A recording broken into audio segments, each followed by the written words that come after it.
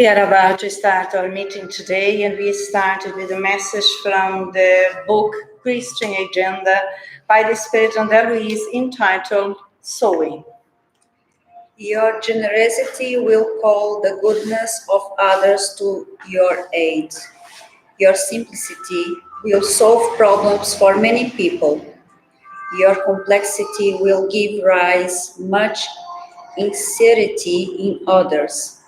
Your indifference will produce visible coldness in others.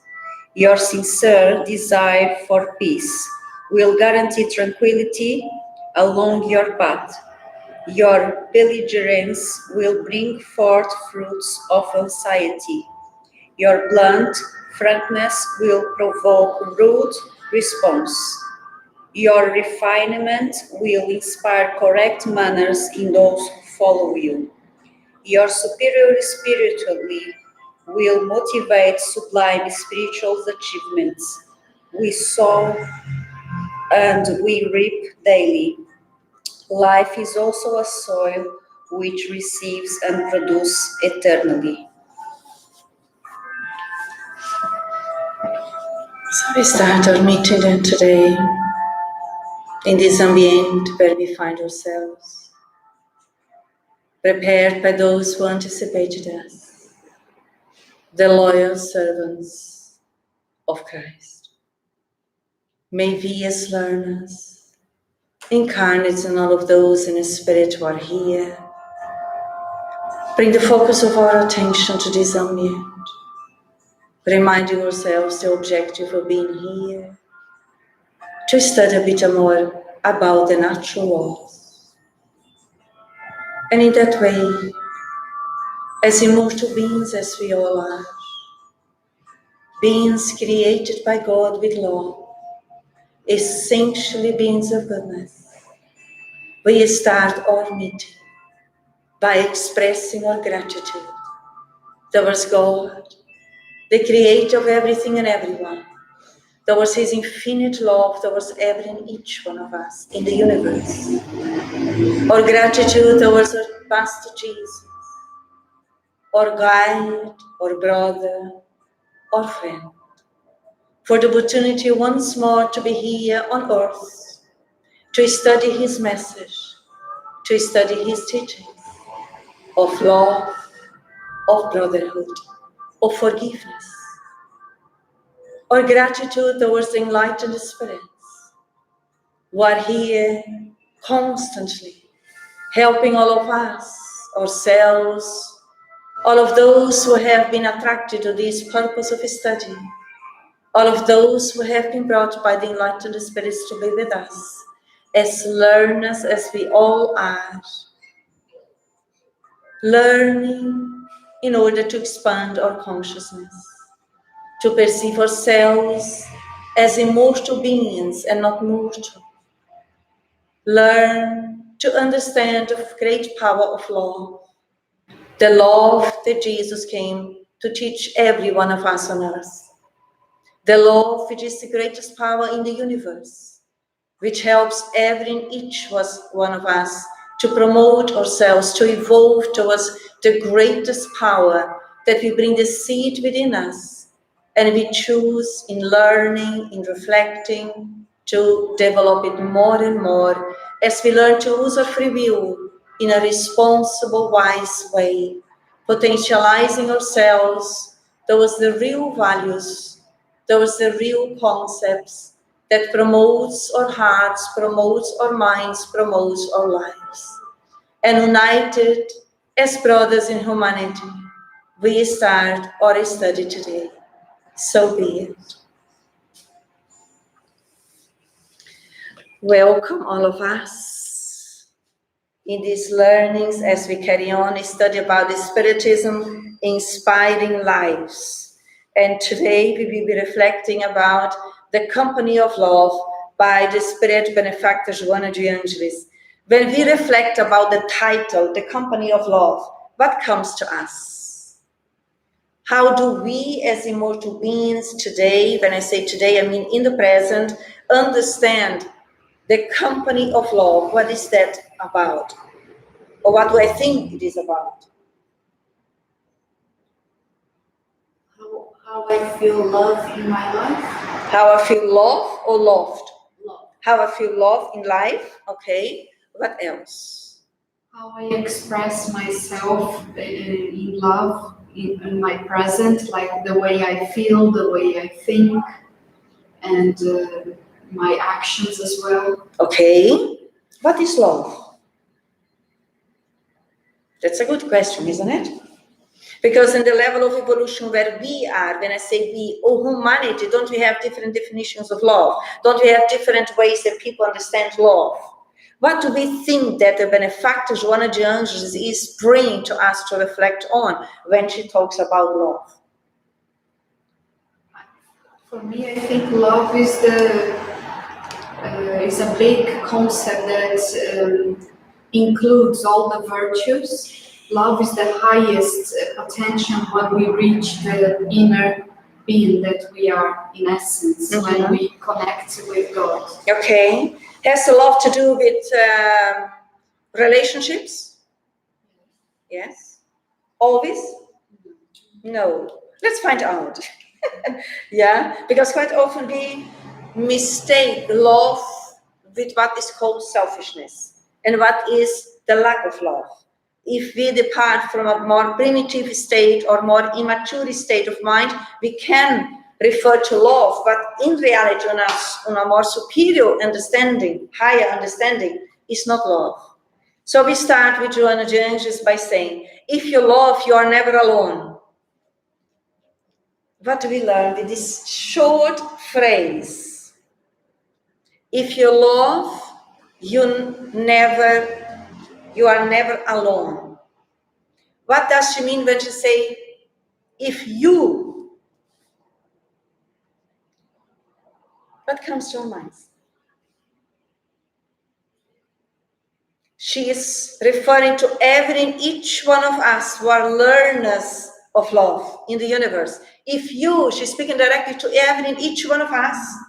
It's not a specific, everyone. If you, a unique individual in the universe, child of God, love you, you are never alone. How do we learn to love us? A lot of people can say, I love myself, but they are suffering from loneliness, isn't it? So they do feel alone. So is that the love that she is referring to? I think for me it feels like she's telling us that love is something inside, it's not something external, something we buy or something we can reach externally. Borrow. Give me a bit of love. I'm lacking love, yeah? Okay, what else? Because you have to know yourself and you know your weakness, and then you have faith that how I can explain. Then if you believe in yourself, if you believe in yourself and you love yourself, you're gonna have faith to carry on your life in a better way, I think. Believing always that good can happen. Of course. So would we be right in saying, if we start to understand about the natural laws in the universe, which are God's laws that we bring within, and that we are immortal beings and not mortal beings, we are not the physical body for us in the flesh, we are all immortal beings, we carry all the seeds of love within, and what is the purpose for us to be back on earth again? Taking into account that earth is a school. What is the purpose to learn in this school earth for us? To love is to learn to love ourselves, because without learning to love ourselves, can we really, truly, fully progress and evolve? No. So all of those who are studying with us who are not in a physical body, they can also learn to love themselves in the spiritual world where they are, because God's laws are equal everywhere for all of us. My question will be, how do we love ourselves so that we never feel alone?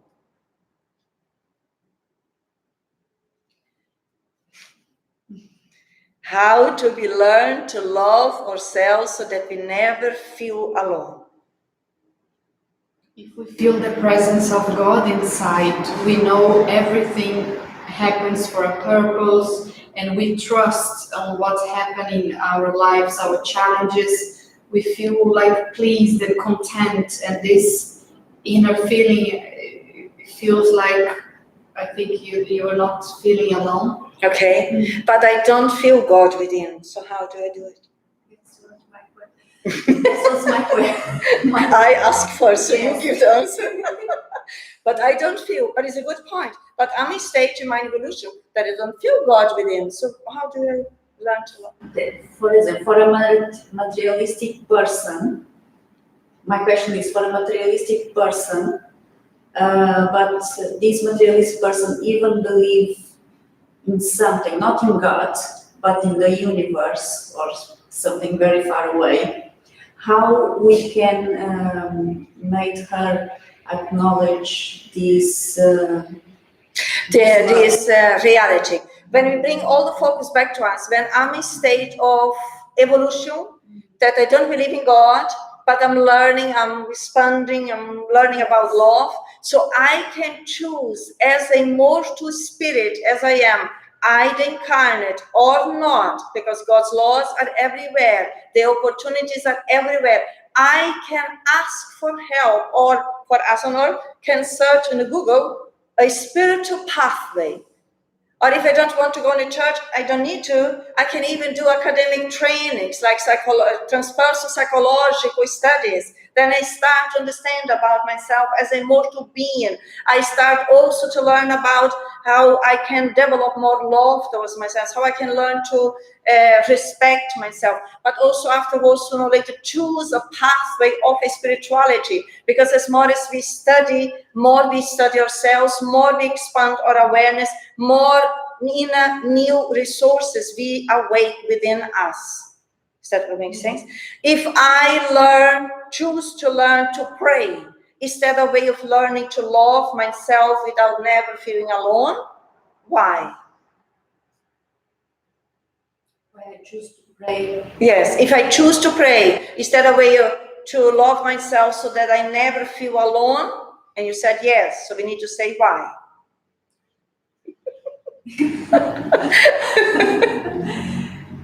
Because if I choose to pray, it's a kind of it's my way to communicate with my insight, My higher self. Yeah. So if I choose to pray, that means that I willingly choose to exercise my free will according to the greatest power in the universe, even if I, in my position as a creature, but I try to elevate and start to practice. Because when we pray, we are actualizing even our belief system. It affects our internal personality. Because as more as we do it, more we feed ourselves spiritually. Therefore, more love we are expanding from within. And as more as we do it, what happens? We communicate, we tune into the higher beings, the dear ones who love us, be incarnate or not, and we never feel alone, because we are connected with this resource that is available to all of us. So it's not only about study. We are talking about studies are very important, but also we need to start practicing.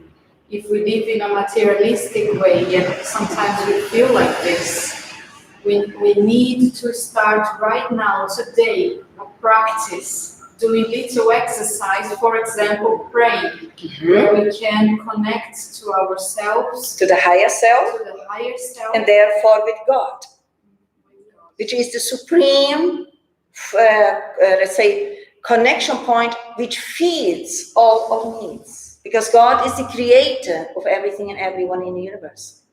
And in that way, we nourish ourselves, we nourish our souls, we feel stronger.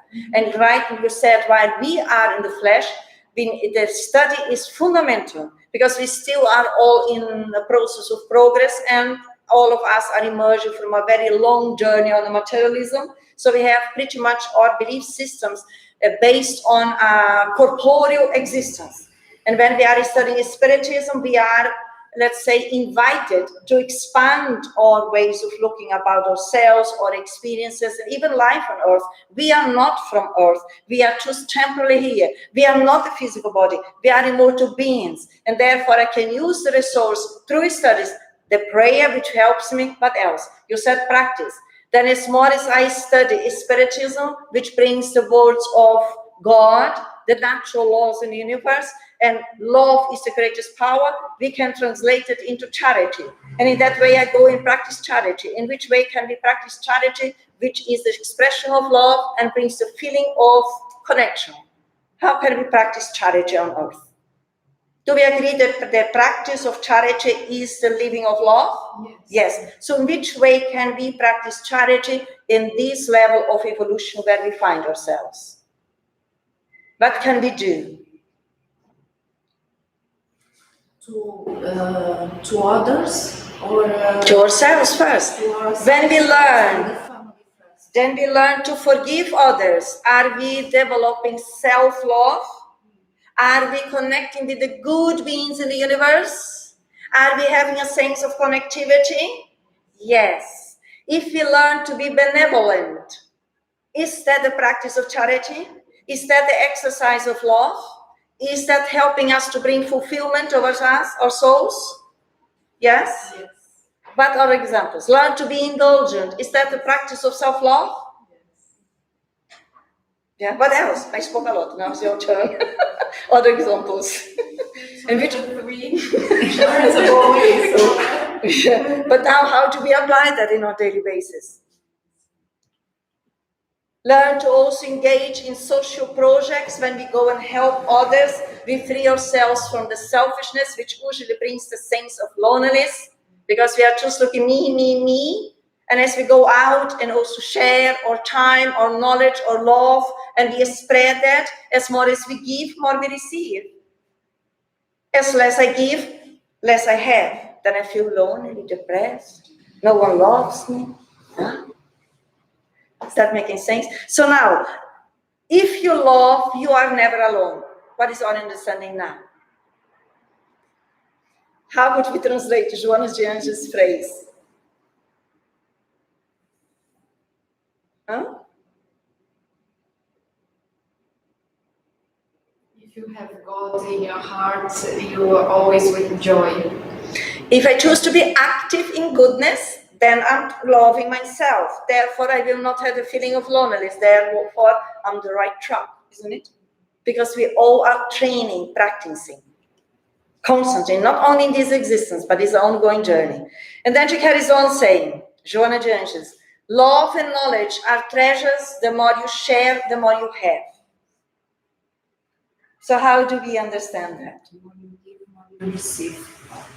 So speak a bit louder. More, I don't know who said, my mom is saying all the time. More love you give, doesn't matter from who, more you will receive. I think so. Okay, so as more we offer love, more we will receive. Offer to whom? Is someone special? No. To everyone. And more we receive from whom? From the universe, from God. What do you have to say? Do you agree or disagree? I agree. I think she's telling us the two big wings that we study in the Allan Kardec books, which is the wing of the reason and wing of emotions. So the love and the knowledge, as she said over there, so are the big treasures. So the knowledge is important, as we said, towards studying. We acquire the knowledge of the laws of God, universal laws, the natural laws, which is the ones we are learning here. And through practice, we acquire love. Yes. Why does she say through practice or in sharing we have more? Why? Because you don't keep the knowledge for yourself. It's selfishness. If I keep the knowledge to myself, that is selfishness. Yes. You have to share. And if I keep love to myself, is that love? No. What is it? Because love is freedom. Love So what is it then? Selfishness. Selfishness. Selfishness. You got lost in your reasoning. Law of society, right? It is yes, it is the greatest law in the universe, the law of love. So as more as we give, more we receive, because more we are open in this natural process which governs everything, the greatest power. But when we are selfish, we just want to, for us, which is not love, that is really not love, but we may be going through this phase and understanding, but usually we are sick, we are depressed, we are whatever, because that is not love. Love fortifies us. So that refers for us to learn to develop the inner detachment of the selfishness and pride, isn't it? So when we detach from our shadows and we potentialize our higher aspects or values, and in that way, as more as we have what we have, as we free ourselves from the selfishness, more we are naturally driven to share with others. Real love is open to all, it's not me and mine.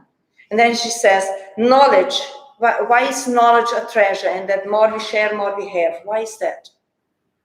Do we have an idea? Why knowledge is a treasure? And why, as more as we share knowledge, more we have? I believe through knowledge you start to understand the laws of the universe and the nature, and you awake yourself. You are dispelled. You are aware, and then you can start doing the self-knowledge. So the knowledge is really important for that. What else? So as more as we share, more we have. Sounds awkward, isn't it? As more as I give, more I have. Because you exchange the ideas and information, and you are always learning. Because we live in community, we live with persons around us, so we have to share everything to them.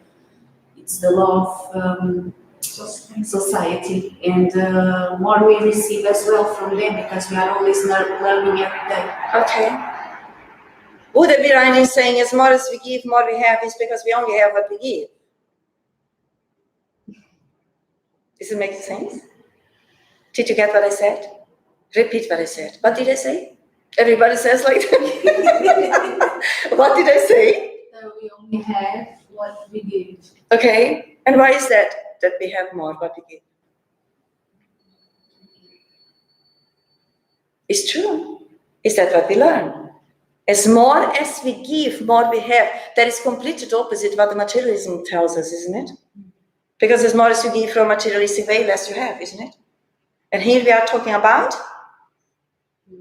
love. The real values in the universe, which are infinite, merely because they come from God, not from humans. So this is why as more as we share, more we have. As more as I share my knowledge with somebody else, what happens to me, more I get knowledgeable, isn't it? So don't be scared to give knowledge or love, that we will not be empty or leave without. And then Shishwana Genesis carries on. Nobody who loves or teaches suffers from want. How is that coming to us as learners of love, as we all are? Nobody who loves or teaches suffers from want. How is that coming to us? How do we understand that? An idea?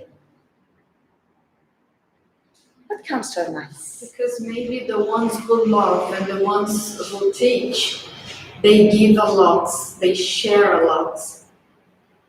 And those who don't love and those who don't teach, they are very, very, very Want to receive. needy. Needy.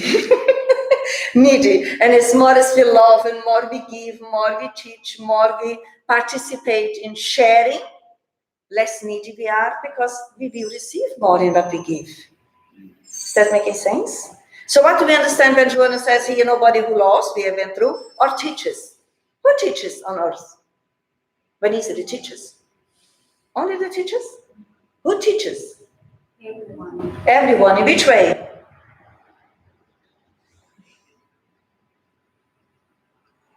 Moms teach, parents teach, siblings teach. Who else? Children teach, the educators teach, scientists teach, life teachers. So, is that broadening? Anything else that you have in your mind? I think the brothers or sisters who are a bit ahead of us in the Evolution. walk into the evolution path, they will teach us. And for example, if we are a bit ahead, we can teach the ones who are a bit behind. So it's like a big chain of teaching going on through evolution. Between us. Correct? Love is like a crystal mirror. It reflects both love and life. What comes to our minds when we read that? Love is like a crystal mirror. It reflects both love and life. How is that coming to us?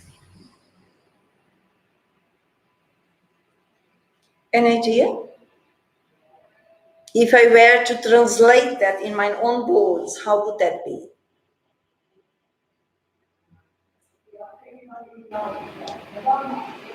So when we learn to love ourselves, will that reflect in us and through us in our life? Yes. Yes? In which way?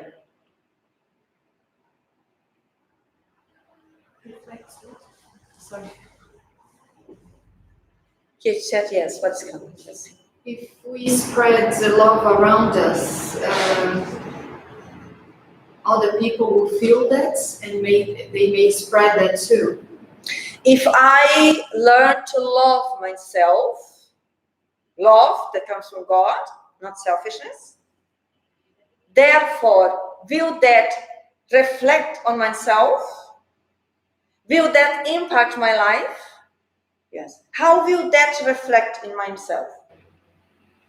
Do we have in mind someone that we know that loves themselves? How are the people who really love themselves?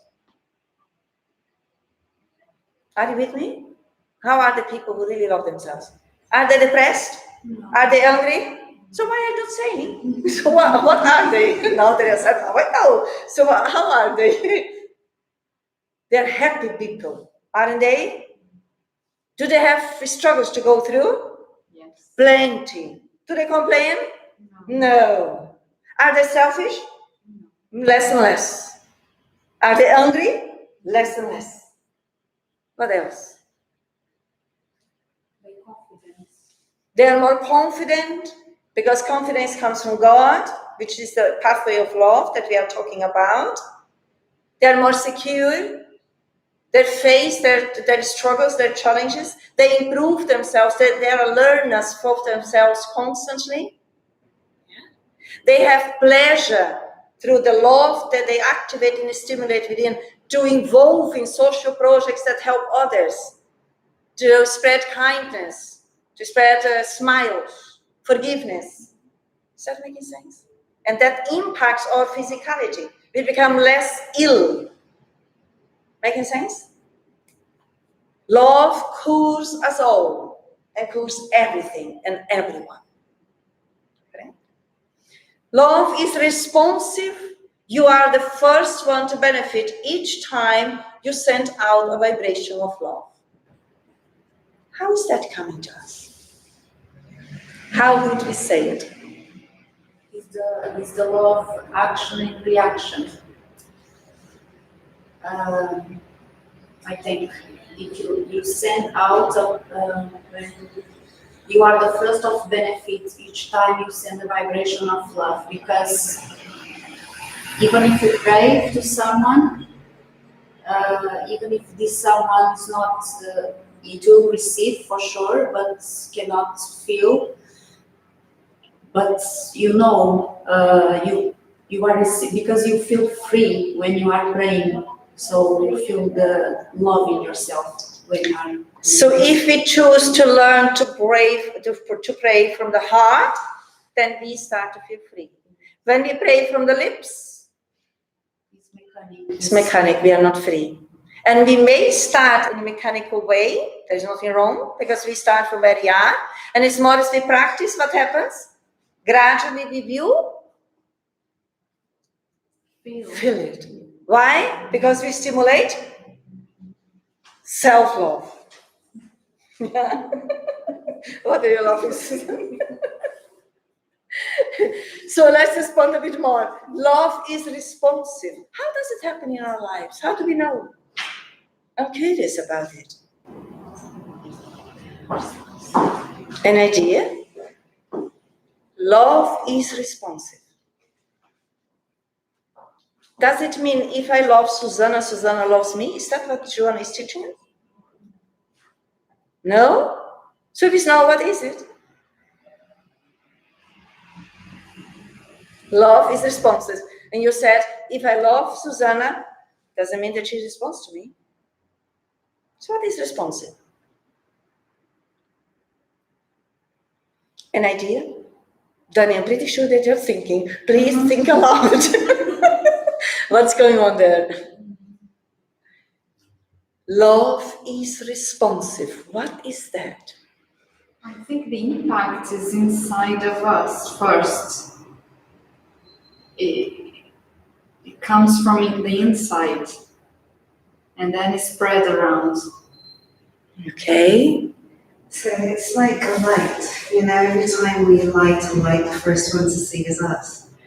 So love is the same. There's no way of developing it, there's no way of expressing it, there's no way of exercising it without immediately feeling the benefits of it. But we'll only feel the benefits of this responsive love if it's intentionally love. It's genuine. It's genuine, it hasn't got any mask behind, it hasn't got any expectations behind. Secondary Which intentions. is why we get so confused, because we'll say, but I loved so much, why is it still hurting? Well, then because it wasn't love. So though we don't really truly understand the definition of what is love, our feelings, our emotions are there to guide us. So if we're feeling all of a sudden that sense of lack of love, then it's because we haven't been developing it within ourselves. We have been developing selfishness as we started previously, because the first phrase was, if you love yourself, you're never alone. So if I suffer from loneliness, it's because I haven't learned to love myself. So love is responsive. When I love necessarily, will that mean that the A will love me? Not necessary. But for sure, if I love A and A can hate me, but the love will come back. Because the love that I stimulate from the center of myself has nothing to do with condition. We are training the unconditional love. So if the person doesn't recognize this, the universe does. It's beautiful when you look at that. So I don't need to complain if the other doesn't want to be with me. The universe wants to be with us. It comes back. Nothing in the universe is lost. Yes? And it's the same, we see it in nature, it's so perfectly done.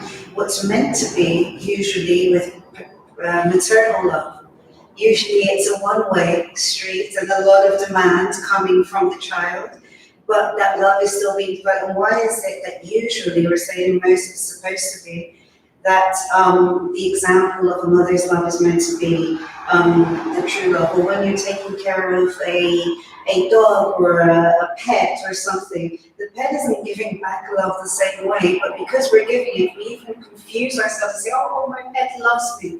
They don't. It's the fact that we've developed so much of care for that being that all of a sudden we're being self-fed with that. Yes, and also can be, it depends on the cases, is still based on selfishness. And it's still based on neediness. And in that part, it's based on attachment. That is not the love that Joanna is referring. But it could be an issue training that we start to practice. Is that making sense? Yeah? These are all mechanisms of training, aren't they? Yes, yes. Even a plant. If you have difficulty to relate with humans, it's the level where we are all in white. The plant is the expression of God. I will start. But sooner or later, we will be invited to learn to love each other. Because we are talking about beings from different kingdoms of evolution. Correct? Sorry, can we give examples of selfish love? Of selfish love, okay. Who is there? Prompt to respond. Examples of selfishness, of love of selfishness. The toxic relationships are selfish love. So it's that I love you, so do this for me. I love you as long as you do this for me. That is aspects. I love you if you are this, with conditioning, any sort of love with conditioning. Yes. If you're nice to me, I love you and I like you. If you're not nice to me, then I don't love you. I don't That love is you. not love. Because love doesn't end, because it comes from God. The real love is the one that we give, not the one we receive. If mine is conditioned, but it's still the selfishness is pretty much there. If you leave me, I'll stop loving you. Yes. If you it's putting that conditioning within.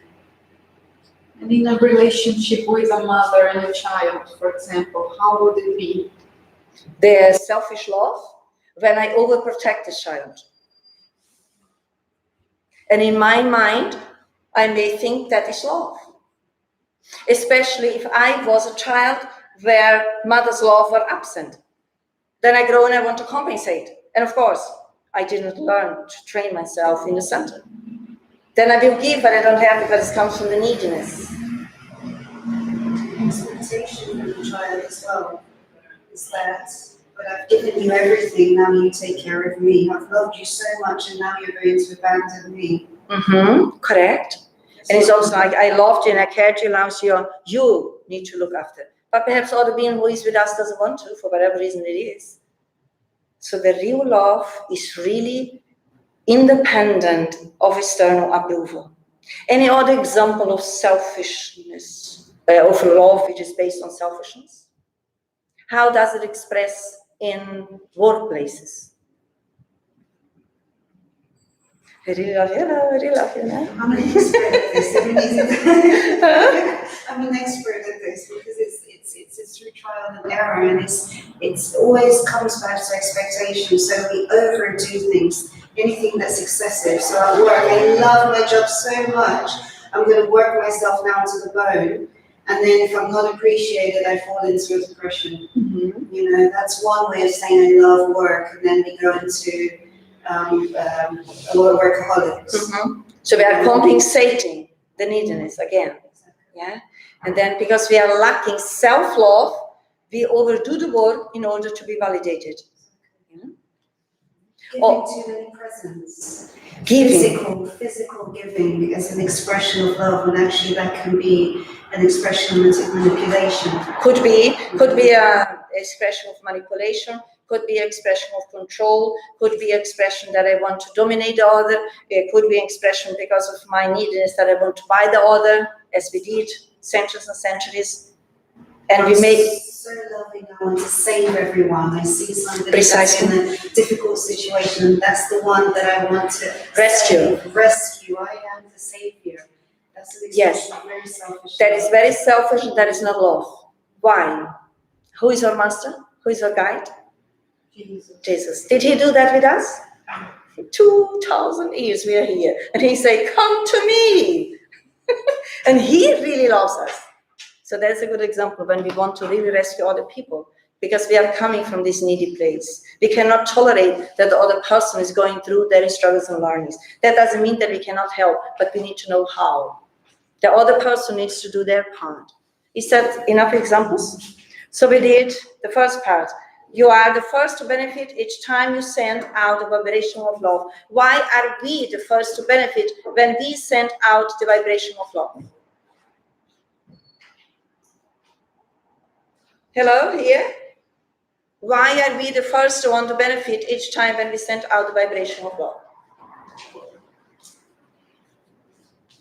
You said before that the formula is that the more you give, the more you... Say it again, Danny. You said before that the more you give, the more you...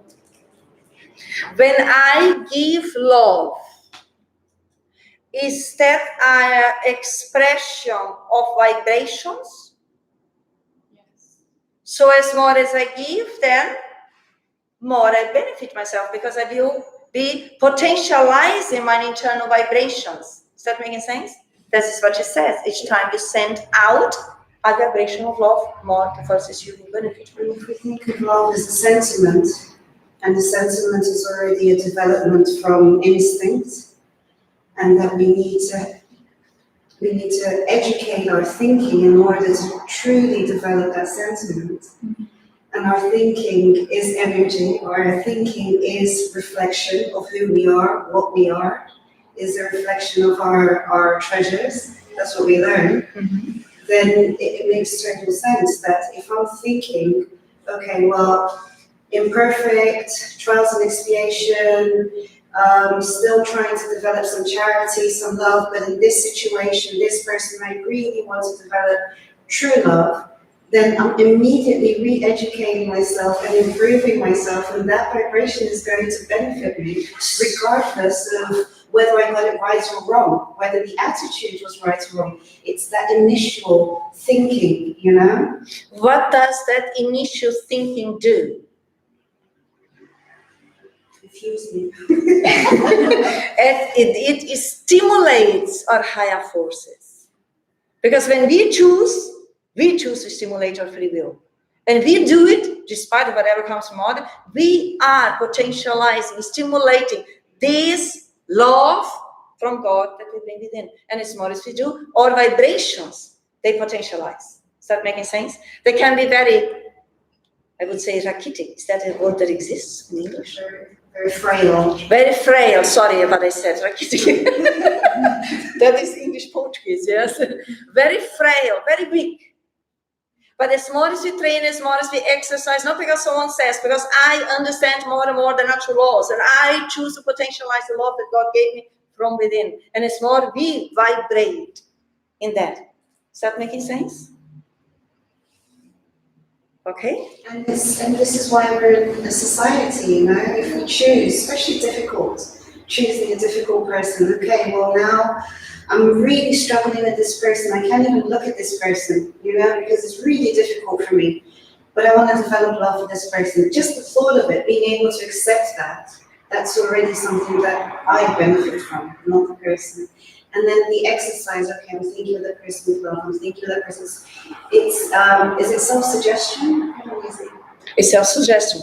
But I would start, people do it in different ways, but I start when it's a difficult person, that I have difficult feelings, and knowing that the feelings are mine, knowing that the belief systems are mine. So I choose this time to invest in self-love.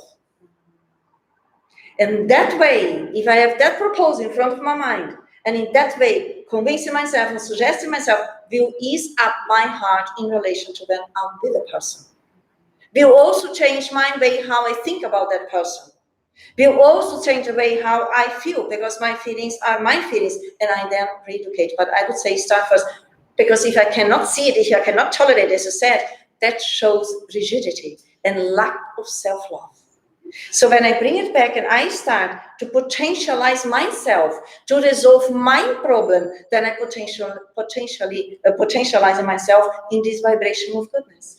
And I avoid guilt as well, because if we're studying and we're thinking, oh, I'm a Christian, I should be loving, but I hate that person, you know, then I start exercising self-love, then what is happening is I'm removing the guilt, because I can see that I truly am doing the best that I can. Yes. And what will emerge in the place of guilt? Acceptance of myself. Acceptance, but also the stage where we are when we hate someone, we cannot straight go to unconditional love. That is not possible for any one of us. But with that proposal, self-love, self-education, based on our essence level honors, we learn to respect the other person as it is. Our egoistic projections, they will diminish. Our expectations, how the other should be, which is rigidity, will change. And then increases our respect towards others, increases our acceptance of the others, but it started here. Is that making sense to you? Easy. I'm thinking of vibration, because there are different kinds of vibration. And if I connect with the high vibration of love, then it's a law. Automatically I won't be able to connect with the lower vibrations. No. When we develop that level, we have it. But the part from the example that Anusa gave, if I have someone that I really hate, It's very horrible when we have that feeling. It's really, I cannot stand it. And for centuries, we believe that it's the other person's fault. No, it's our fault. Resolve our problems. So then when we now learn to love ourselves, then we are potentializing ourselves. We are rescuing ourselves from our inferiority. Does that make sense? And what we conquer on a genuine way, we never fall back where we were. We just follow the law of progress. And we also open up to start looking at things from a different perspective, because if we take ourselves out of the situation and look onto situations which is convivência, which is dealing with one another, which is what we struggle so much in humanity, we'll see from the benefactor's perspective, actually that person's really suffering. That person's asking for help. Shamaji Anjali's study tells us, we're in a society where we're screaming for help to one another, and we're doing it in very strange ways, and all aggressive ways and difficult ways. So when I can remove myself a little bit, because why I'm developing that energy of looking at myself in a more loving way, then I'm able to look and actually, okay, I'm not hurting so much, and now I can see that person's asking for help. I may not be capable of going out to rescue, but at least now I'm a little bit more aware of what's happening.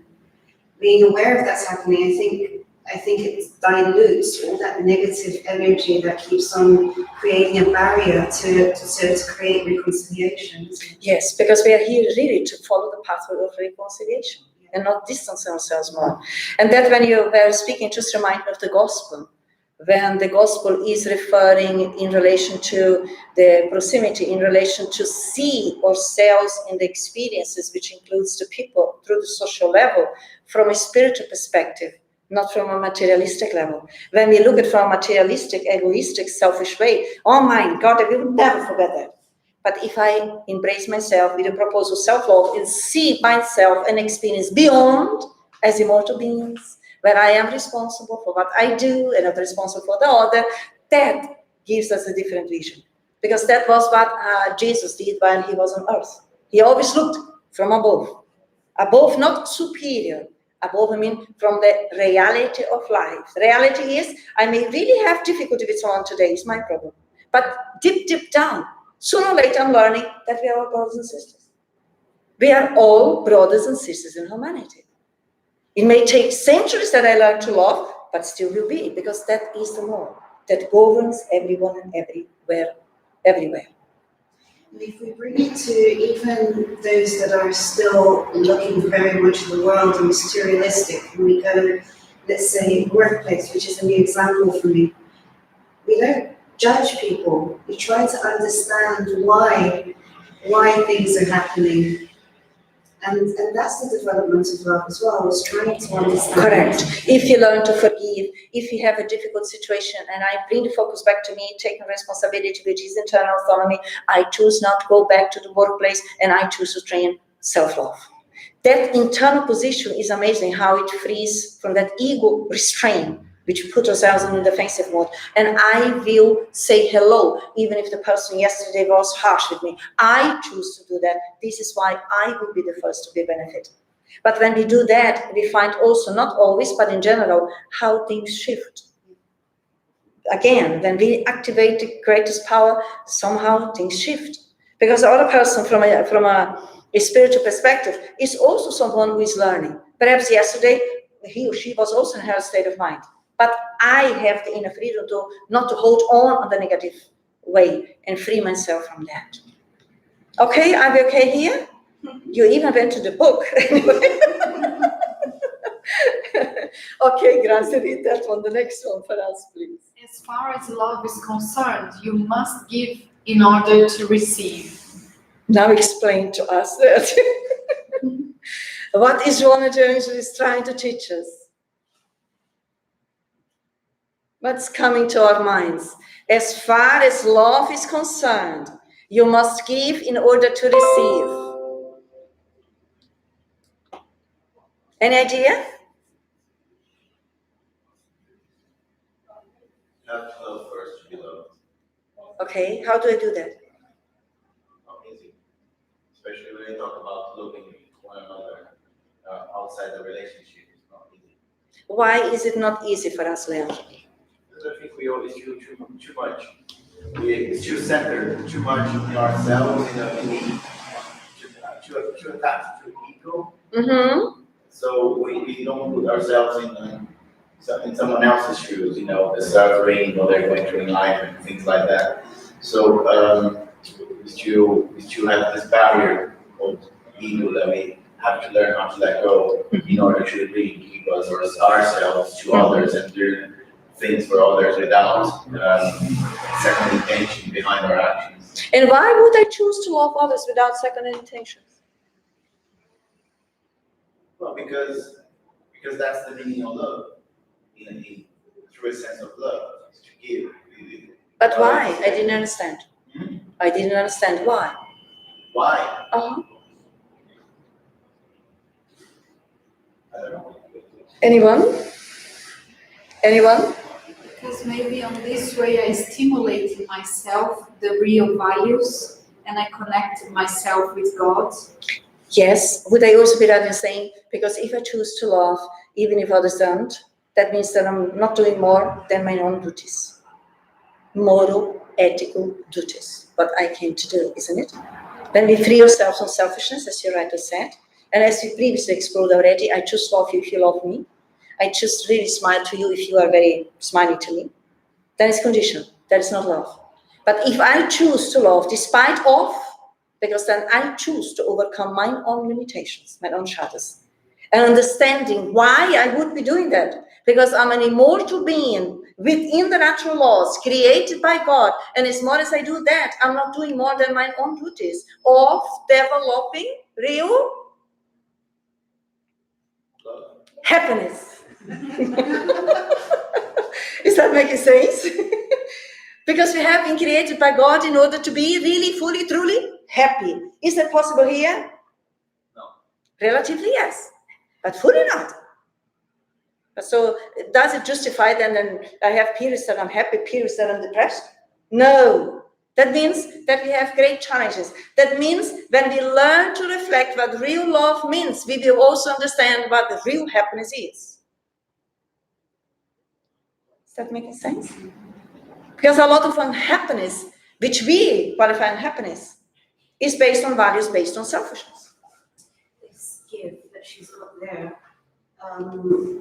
because the idea, and this is not what John Joshi is trying to teach us, the idea is like, okay, so I want to learn love, so I need to give externally, I need to give out there so that I can receive here. Whereas what she's saying, give, we need to give self-love, which is discipline, which is responsibility, which is respect for others, which is being a little bit, sometimes even hard with ourselves, with our imperfections, in order to be able to treat others the best way that we can. And then that's how we receive. Whereas most of the times, because we're very clever, we try to, okay, well, look, Lord, look, I'm doing charity, click, take a picture, Look, Lord, I'm being so kind and sweet to this person. Look how sweetly I can talk, how sweet and nice. And as soon as I press the button, I'm not treating myself. precisely. As soon as I press the button, stop, then I'm really back to my black hole. Yes. I think what we are exploring here, as more as we mature, we will realize that it's not about receiving. Real love is about giving. I mean, it's just thinking, because love is already available. Mm-hmm. If no human being loves me, anyone, God loves me, Jesus loves me. So I'm thinking, if I don't learn how to love, I won't feel loved by anyone. Although I'm immersed in love, I still may feel alone. Because yes, you rightly said, we are in this ocean of love that comes from God.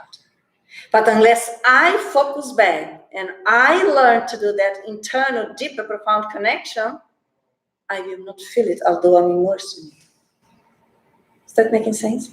So I can be in a crowd and feel lonely. When other people can be alone because they are immersed in that and connected and don't feel alone. Is that making sense? Okay, good point. Then moving on to the next one. Love is our most precious investment. It pacifies and ensures joy and peace. How do we understand this now?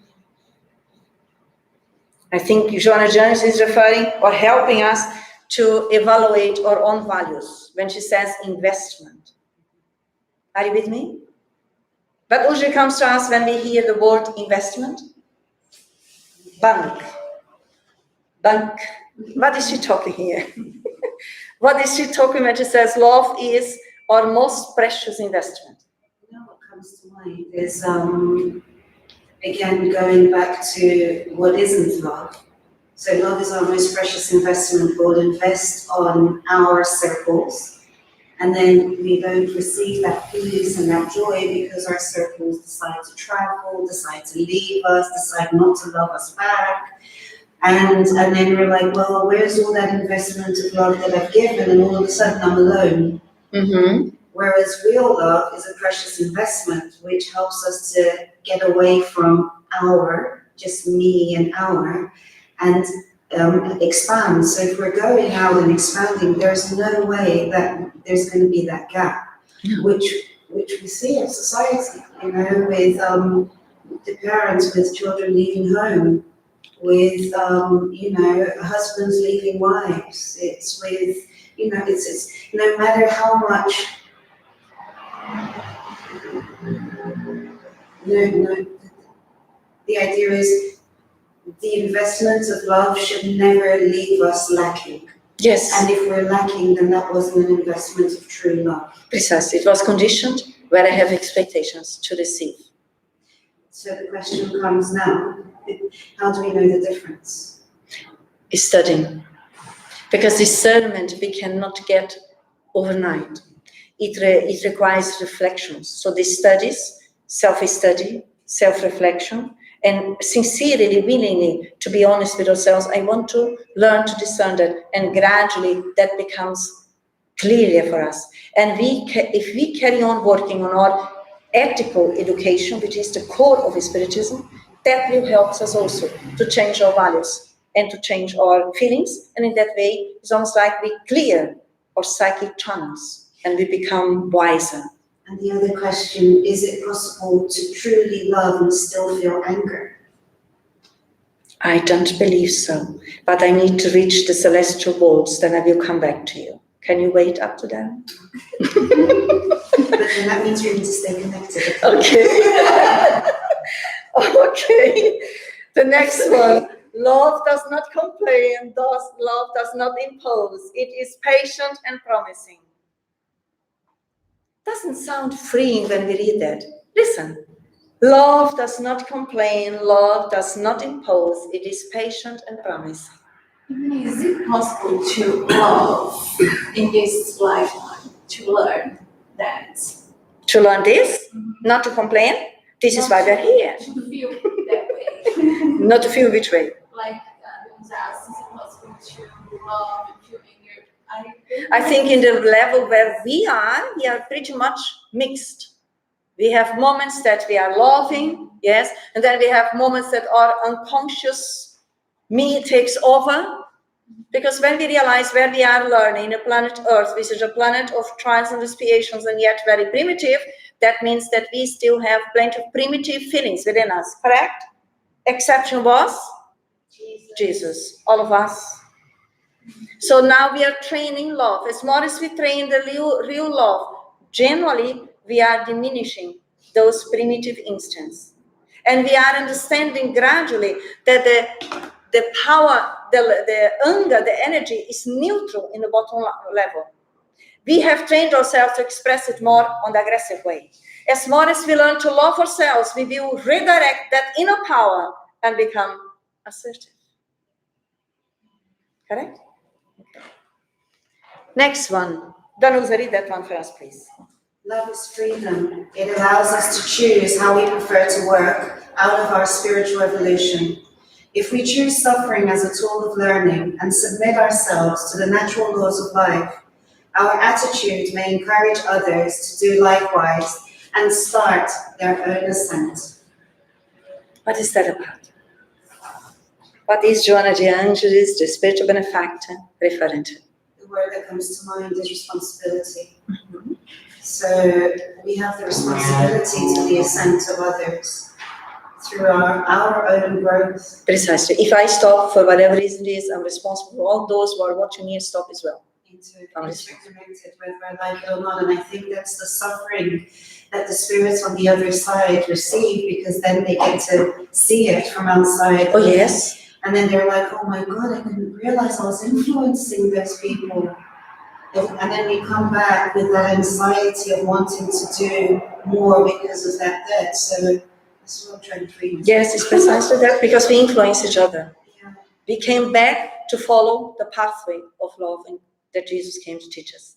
We came back organizing groups. So when I do my duty, if you do your duties, there are others who are watching, incarnates and disincarnates. If I stop in the middle of the road, I'm responsible for those who are copying my behavior.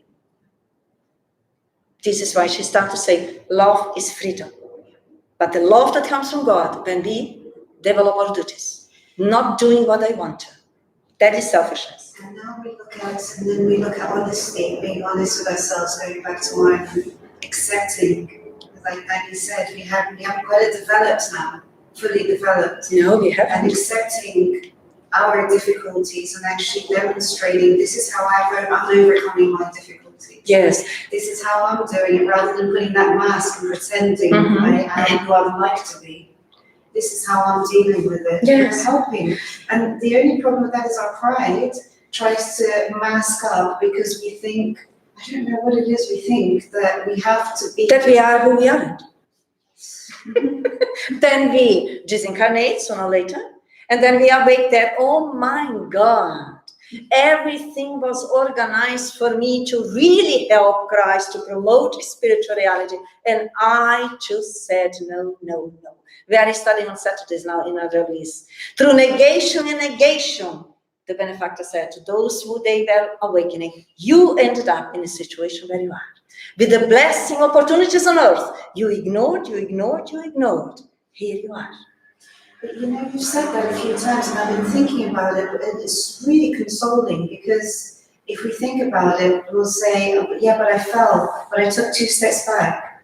Yeah, but there's always another opportunity. So it wasn't just one negation, it wasn't just one chance, it wasn't just one opportunity, it wasn't just once in a lifetime. We're constantly in our lifetime being given different opportunities. And if we have a little bit of the exercise of humbleness, we'll say, okay, well, when's the next one? And let me be ready for it. Perhaps I haven't finished the phrase and it's in front of me, because the universe really wants us to promote. Yeah, it wants to. Yes. So now, if you move on here, never be afraid of loving. Are we afraid of loving? Oh my God, if I love, what happens if they don't love me? Is that possible sometimes? If pity obstacles threatens to restrain your resolutions, brush them aside and move on. What is Joanna James teaching us? Because real love, we don't need to be afraid. If the other loves us, if the other hates us, if the other whatever slander about us, if our intention is genuinely be love, we don't need to be afraid that it is lost. That is part of us. If we replace this, sorry, don't talk too much, but if we replace our love with respect. We can say in our studies here, in the stage where we are, we could decodify the word love in learning, to respect each other, in learning to forgive each other, in learning to be indulgent towards each other, in learning to be, what else? Tolerant, benevolent, tolerant, patient, all of these, accepting as the person is, all of these are aspects of love in the stage where we are. Because love is the summary of all the virtues that we develop gradually. Is that making sense? Good. Say a gentle word to someone. Show your sympathy to those around you. Cooperate with some uplifting activity. Encourage those who are working on a noble task. Is that expression of love? Can we all do that? All of us, every day? Every hour? Every minute? No, it's an hour. We have to review, don't we? Let the life within you flow outwards. Be nice to everyone. What is Joanna James' suggestion? potentialize ourselves within. Remember, we are children of God. We bring the divine love within. But what we need to train is our free will. To be willing to be a giver without expectations of receiving. To love is good for you. Do you have any doubt? Joan is very clever, very straightforward, very objective. I think she lived in London sometime. The law is good for you, very objective, straightforward. In Brazil, we would say different, isn't it? We would go on and on and on. Very good. However, she says, do not expect your friends to share your sufferings and pains. All your troubles bear an undeniable personal character. Even your best friend will be unable to discharge your personal responsibilities for you. This reminds me of the poetry from Michael Briscoe. And it's beautiful because it goes through stage and stage of don't expect from others that the work that you need to do for yourself. But at the end of the poetry, it reminds us that there is someone who is a friend that we can always go to, and that's Jesus. Mm-hmm. So it's, and if we don't want to say the word Jesus because he's so far away and it's so difficult, then it's spirituality, it's our faith, it's developing goodness, it's a prayer, it's the guardian angel, but it's something, it's someone, it's a being that's higher than us and external. Mm-hmm. So that friend is available, just don't expect it for people that are going through their own trials and expiations too. Yes, and maybe always be there with hands on with the greatest friend, but not expected that he will resolve my issues. Because Jesus also will not do what I need on a personal level to do. But he will support me. In which way?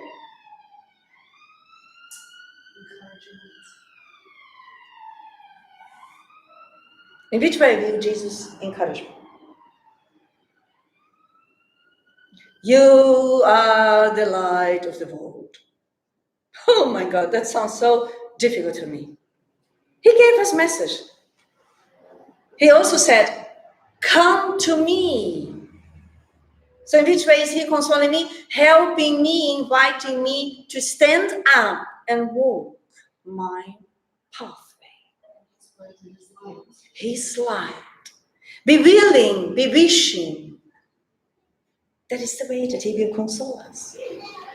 We just go through these here. We are coming on almost close to the end. Gandhi was surrounded by a crowd when a gun was fired at him, but he alone was hit. The poison given to Socrates could have killed anyone else. However, he drank it alone. The stigmata that marked the body of St. Francis of Assisi raised a great commotion, but he suffered them in solitude. What do we learn with this sleep? No one can live my experience. All of them are examples for us that we don't waste time expecting that the solution will come from the external, but potentialize ourselves in loving us more and developing more love. Then we go through our unique individual experiences. A spiritual ascent is a lonely, strictly personal process, is it? But where is this, the law of society then coming in? Being rebellious and The law of society means that I will be naturally engaged with other creatures, children of God. Law of society is one of God's laws, where allows me to promote my self-love in relation to others as well. Sharing, giving, exercising, training. But the process is internal, is me, unique. Is that making sense? Free will, remember, is the key that God gave to every one of us. What are my choices? What I'm doing? Many people bear an invisible cross of intimate suffering, regardless of the sympathy of friends or supporters. Is that true? Yes. Because when I need to go through an experience, some friends may be sympathetic to me or whatever, but still I need to own my own evolution. That's very consoling within Spiritism. Love, so that by loving you may become the friendly companion of the lonely hearts who toil along a heart evolution path. May you be the one who loves devotedly. Your love will benefit you and then radiate from you, illuminating all around. So be instruments of light, of love, of goodness.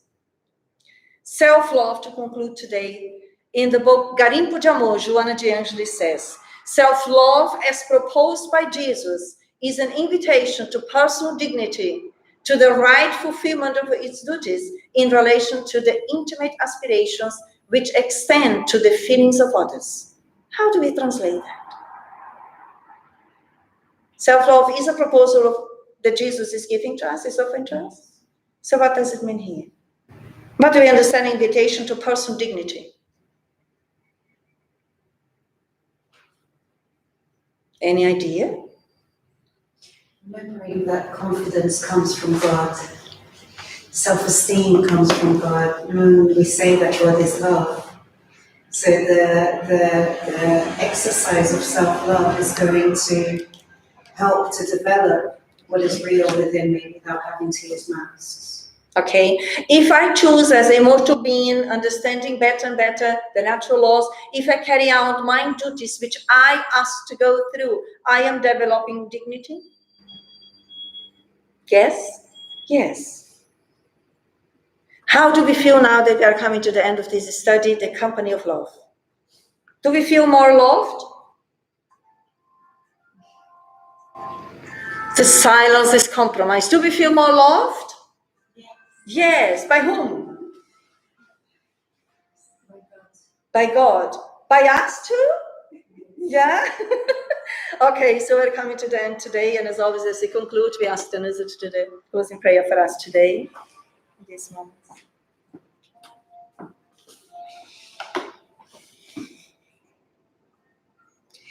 Dear Lord, Master Jesus, benefactor spirits, friends, united to study love, we thank you. With our hearts filled with gratitude, we thank you. With our minds filled with positive inspirations in the resolution of our own shadows, Lord, we thank you. May we learn through these teachings not only cognitively but also emotionally to express love in our ways of being, in our ways of speaking, in our ways of thinking, in our ways of feeling. May we choose love always. So be it.